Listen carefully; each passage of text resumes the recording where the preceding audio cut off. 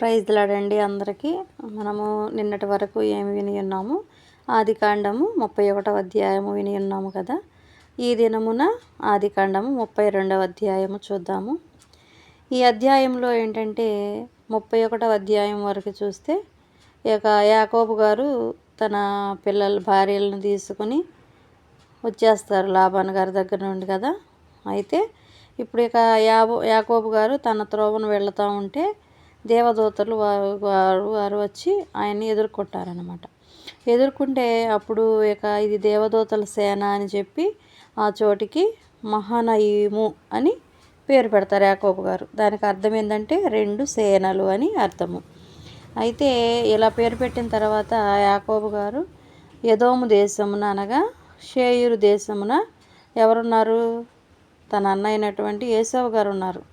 అప్పుడు ఏసావు గారి యొద్దకు దూతలను తనకు ముందుగా పంపిస్తారు. మీరు వెళ్ళి నా ప్రభు అయిన ఏసావుతో నేను అనగా యాకోబు గారు, నేను ఇప్పటిదాకా లాబాను గారి వద్ద ఉన్నాను. నా పశువులు, గాడిదలు, మందలు, దాసదాసి జనం అంతా ఉన్నారు. నువ్వు నా యందు కటాక్షం ఉంచి నేను పంపినటువంటి నా సేవకుడైన యాకోబునది నువ్వు చెప్పయ్యా, నేను యాకోబు సేవకుడినని చెప్పమని పంపిస్తారనమాట. పంపిస్తే ఆ దూతలు యాకోబు వద్దకు వచ్చి అప్పుడు ఏమంటారు? మీ సహోదరుడు మేము వెళ్ళాము, కానీ అతను నిన్ను ఎదుర్కొనటానికి 400 మందితో నిన్ను ఎదుర్కోవటానికి వస్తున్నారయ్యా అని చెప్తారు యాకోబు గారికి. అప్పుడు యాకోబు గారు చాలా భయపడిపోయి తొందరపడి, అమ్మో నన్ను చంపేస్తారు, నా తల్లి నా భార్య పిల్లలందరినీ చంపేస్తారు, అందుకని చెప్పి ఆయన ఏమంటాడంటే నేను తప్పించుకొని పోతాను అనుకుని తన జనులను, మందలను, పశువులను, ఒంట్లన్నిటిని ఏం చేస్తారంటే 2 గుంపులుగా విభాగిస్తారనమాట యాకోబు గారు. అలా విభాగించిన తర్వాత అప్పుడు యాకోబు గారు అంటారు, ప్రార్థన చేస్తారు దేవునితో, నా తండ్రివైన అబ్రహాము దేవా, నా తండ్రివైన ఇస్సాకు దేవా, నీ దేశమునకు నీ బంధువుల యొద్దకు వెళ్ళు, నీకు మేలు చేస్తాను నాతో చెప్పావయ్యా. నీ సేవకునికి సమస్తమైన ఉపకారములకు సమస్తమైన సత్యమునకు నేను అపాత్రుడను. అంటే నాకు చేయటానికి నేను అర్హత లేనప్పటికీ నువ్వు ఈ కర్రతోనే నా ముందున్నటువంటి ఆ యోర్దాను నదిని దాటించావు. అయితే ఇప్పుడు నేను 2 గుంపులు అయిపోయాను. నా సహోదరుడేమో నన్ను చంపాలని చెప్పి చూస్తున్నారు. అతను వచ్చేసి నా భార్యను, పిల్లలని సమస్తాన్ని చంపేస్తారేమో, ఎలాగూ నేను భయపడుతున్నాను. నేను నీకు తోడుగా ఉంటాను, నీకు మేలు చేస్తాను, నువ్వు విస్తారంగా ఉంటావు, లెక్కింపలేని సముద్ర ఇసుక వలె నీ సంతానాన్ని చేస్తావని సెలవిచ్చావు కదయ్యా అని యాకోబు గారు ప్రార్థన చేసుకుంటారనమాట.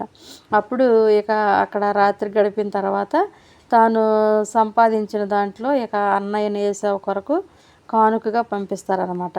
ఏం పంపిస్తారు?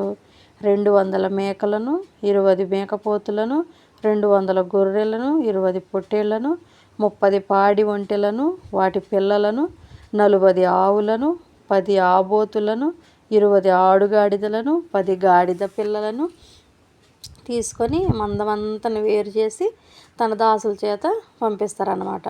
అప్పుడేమంటారు? మీరు మందకు ముందుగా వెళ్ళండి, నాకంటే సాగిపోండి. అప్పుడు మొదటి వానితో అంటారు, నా సహోదరుడైన ఏసావు నిన్ను ఎదుర్కొని అప్పుడు నీవెవరివి అడవు అని అడుగుతారనమాట. ఎవరిని? తన దాసులైనటువంటి యాకోబు గారి దాసులు గారిని అడిగితే అప్పుడు నీవు ఎవరువు అంటే ఎక్కడికి వెళ్ళుచున్నావు అని అంటే, నీ ముందు ఉన్నవి అంతా ఎవరివి అని అడిగినప్పుడు అప్పుడు సేవకుడైన అంటారు, నీ సేవకుడైన యాకోబువి అని అంటారు. అప్పుడు నా ప్రభు అయిన ఏసావు కొరకు పంపబడిన కానుక అని చెప్తారు ఆ దాసుడు గారు. చెప్తే అతడు ఏమంటాడు? ఇంకా నా వెనక వచ్చుచున్నాడు అని చెప్పమని ఆజ్ఞాపించాను కాబట్టి అని చెప్తున్నానని చెప్పి మొత్తం చెప్తారనమాట. ఆ దాసులు చెప్తే అప్పుడు ముందు పంపిన కానుకల వలన అతను సమాధాన పడితే నేను అతని ముఖం చూస్తానని యాకోబు గారు దాసులకి చెప్పి పంపిస్తారు. ఒకవేళ కటాక్షించను అనుకుంటే గనక మీరు ఏసావును చూసినప్పుడు అతనితో చెప్పండి, నేను మీ దాసుడిని వెనక వస్తున్నాడు, ఇదంతా మీకేనని చెప్పి చెప్తారనమాట యాకోబు గారు. అలా చెప్పిన తర్వాత అక్కడ ఏం చేస్తారు? 3 మందలుగా చేసేసి 2వ వానికి 3వ వానికి మందల వెంబడి వెళ్ళి వారందరికీ మీరు వెళ్ళి ఒక చోట కాకపోతే ఇంకో చోట అయినా నా అన్నగారికి మీరు అందించండి ఇవన్నీ అని చెప్పి ఆజ్ఞాపించి పంపిస్తారనమాట. ఇక అప్పుడు ఆ కానుకను తనకు ముందుగా పంపించినప్పుడు తాను గుంపులో ఆ రాత్రి నిలిచిపోతాడనమాట యాకోబు గారు. ఇక ఆ రాత్రి అతడు లేచి ఇద్దరు భార్యలను ఇద్దరు దాసీలను తన 11 మంది పిల్లలను తీసుకొని యబ్బోకు రేవు దాటిపోతారనమాట. చూసారా, ఇక్కడ 11 మంది పిల్లలే ఉన్నారు, ఇంకొక పిల్లలు తర్వాత పుడతారు.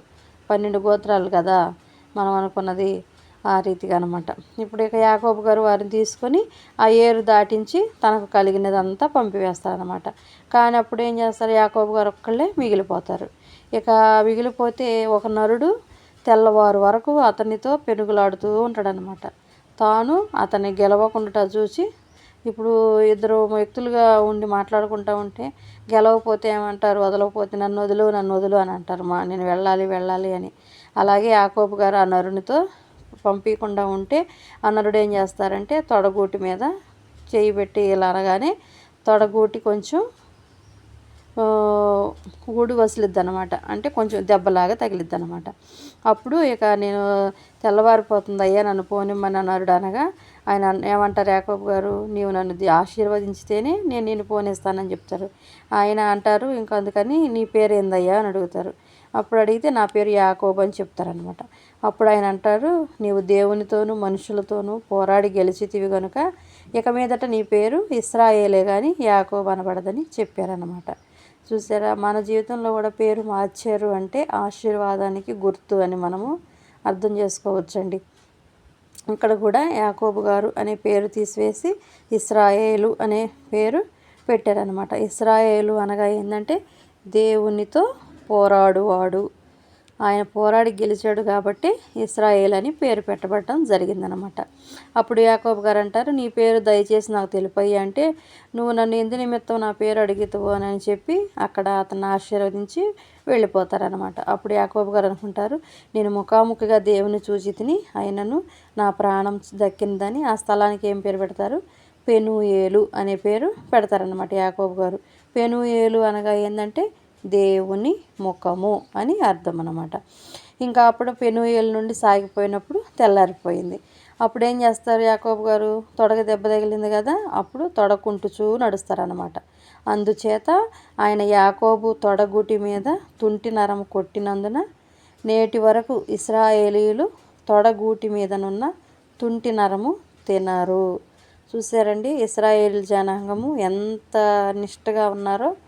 అప్పుడు అలా జరిగిందని చెప్పి ఇప్పటి వరకు కూడా ఇశ్రాయేల్ జనాంగం ఏం చేస్తున్నారు, ఆ తొడగూటి మీద ఉన్నటువంటి తుంటి నరాన్ని తినరంట.